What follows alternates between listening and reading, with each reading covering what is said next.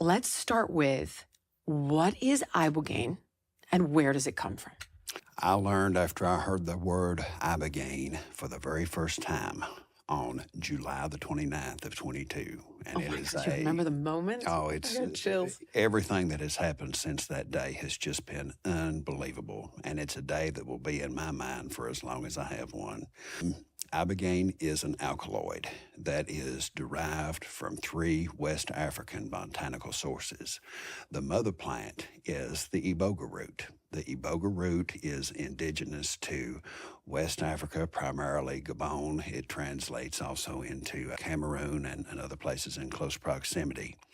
It has been used in West African rituals for a group of folks called the Bawidis for centuries as part of their spiritual and cultural traditions. I learned recently, and I can't pronounce the exact word, the Bawidis treat the Iboga root as the mother pearl of their entire civilization. And when it comes to its use in cultural and religious ceremony, they have a word that they use to describe it, which translates in English to eaten God.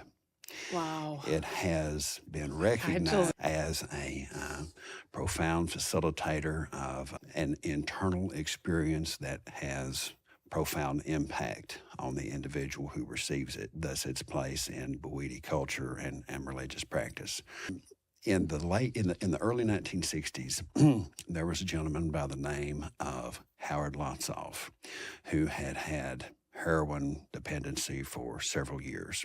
He was part of a cultural movement back then that was referred to as the beatniks, kind of the hippie precursors. Yeah. So Mr. Lotsof was kind of an omnivorous substance user, and he found himself in an environment where someone had Ibogaine. In his 60s? This was in 1962. You know, the only reason I interrupt you here for a second is because I've never heard of this until now, but everybody knows they were all dropping acid. Yes. Drop in and drop out.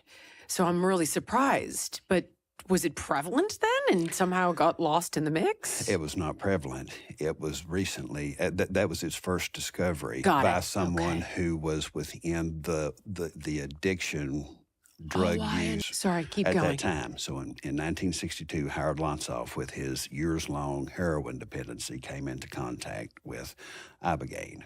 And he took it because he just was curious as to what it would do. On the other side of his experience, what he noticed the most was that his desire for heroin was gone. And he did not ever take heroin again. His desire for it was gone, and as importantly, he did not experience